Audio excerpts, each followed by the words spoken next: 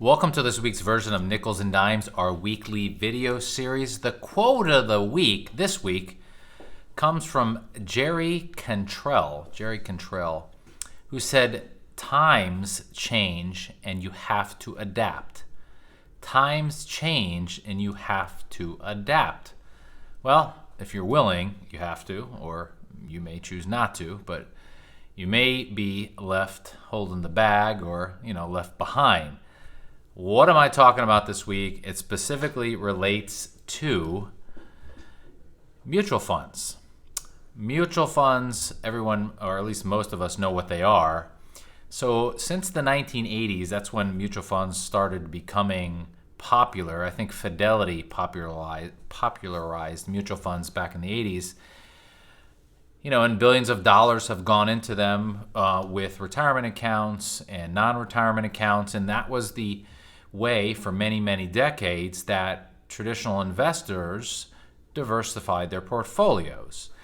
And supposedly, at least according to a very popular website, the Financial Times, around 100 million Americans still own mutual funds. If you think about it, that's about a third of the country. So mutual funds for years and years were the way most people invested in the markets, whether there were stock mutual funds or bond mutual funds, and there are other types of mutual funds. But over the last few decades, things have changed where something called an exchange-traded fund has really taken over a lot of the market share.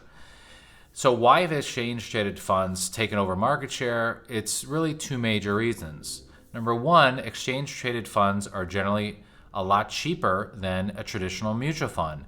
And many times a mutual fund carries around a 1% annual expense ratio, whereas a traditional exchange-traded fund may carry an expense ratio probably about 5 times cheaper, just to give you a general idea. So number one, exchange-traded funds on average are cheaper than a traditional mutual fund.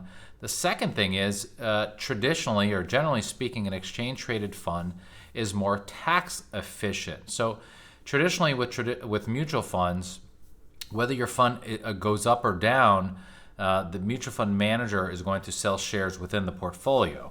And those shares, if they have a capital gain, that tax will be sent or distributed to the mutual fund shareholder. Well, with an exchange-traded fund, aka an ETF, there's a lot more tax efficiency around that transaction. So they're said to be a lot more tax efficient. Now, that second part of the benefit of ETFs are probably going to be more important. I mean, in other words, the tax efficiencies of ETFs will probably be more important as tax rates will likely go up, at least per the proposal of the Biden administration. So I think ETFs, not only, of course, they're cheaper, but I do think they're probably going to be continuing to replace mutual funds. Again, mostly at least driven by low expenses and, again, more tax efficiency. So why am I bringing this up today again is that you have to change with the time. So if you own traditional mutual funds, I would suggest getting a second opinion. There may be an exchange-traded fund that is not only cheaper, but also more tax efficient. To that end, if you would like a second opinion on your mutual fund portfolio to see if you're in the most tax efficient and lowest expense mutual fund, you could send me an email, and our team is happy to help. See Nichols at nicholswealth.com, or you can go to our website at nicholswealth.com to learn more. But make sure you're keeping up with the changing times. And thank you again for watching. Bye-bye.